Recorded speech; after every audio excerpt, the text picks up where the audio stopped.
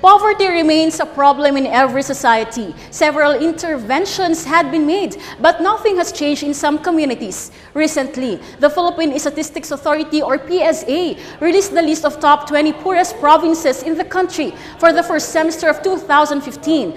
Among the provinces in the Cordillera Administrative Region, Mountain Province remains on the list. Apayao and Kalinga graduated from the Club 20.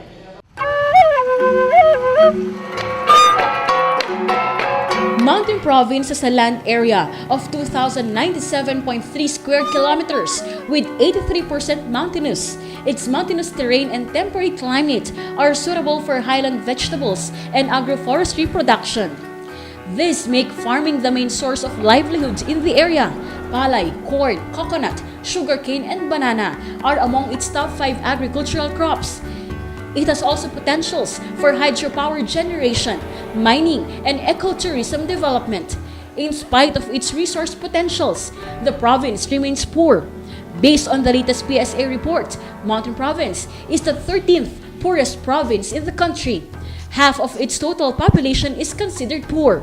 President Noynoy Aquino's Daang Matuwid invested much on the infrastructure with a total allocation of 5.6 billion pesos from 2011 to 2016, higher than the 3.23 billion pesos total allocation from 2005 to 2010. The government also invested on the people through its Pantawid Pamilyang Pilipino program. The main objective of this study is to link the present information and communication technologies or ICTs and poverty alleviation efforts in Mountain Province. The main problem is how would the present ICTs be explored to alleviate poverty in Mountain Province? With these are the following questions. Why Mountain Province remains in the list of Club 20?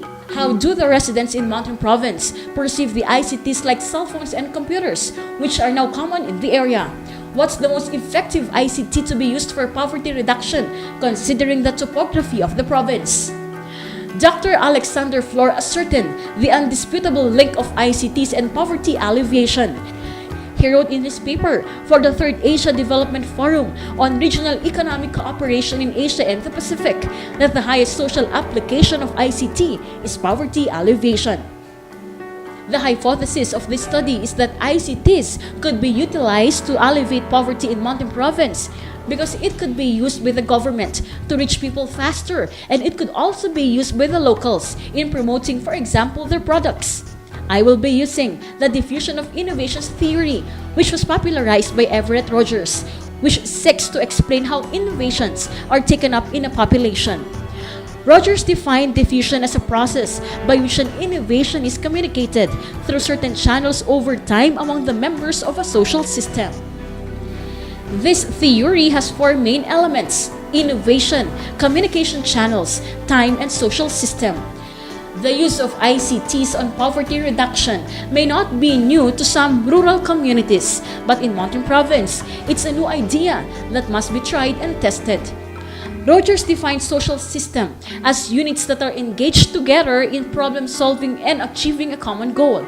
In my study, this social system would be consisted of the provincial government, agencies, residents, and affected sectors.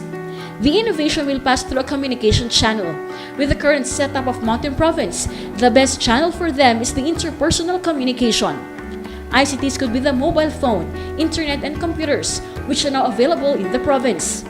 There are also some considerations which should be noted in choosing the specific ICT to be used for poverty reduction. The old ICTs could be better than the new ICTs. Talking to one of our interns from the remote town of Mountain Province, she said they don't have internet and mobile signal. May mga parte talaga na hindi pa naaabot ng internet connection at saka ng signal. Pero yung mga locals po doon, hindi po masyadong importante sa kanila o hindi concern sa kanila yung internet connection. Ang ginagamit po nilang medium of communication yung cellphone. Minsan sinasabit nila para makareceive sila ng signal. The survey research design will be employed in the study.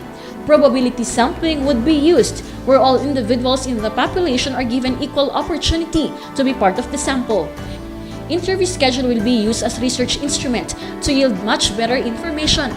Qualitative data analysis will be used, where the emphasis is not on the quantity, but on the quality of the data gathered.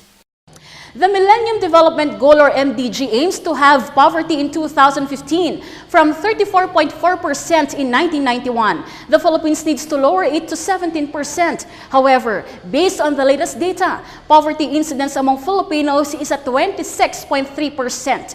The National Anti-Poverty Commission admits that worsening poverty is still the challenge. Solving it is a concerted effort between the government and its people. Just like others, Mountain Province residents desire and deserve a good life, or in their terminology, gawis ay biyag or nasaya at abiyag. This has been Myra Wallis. Thank you.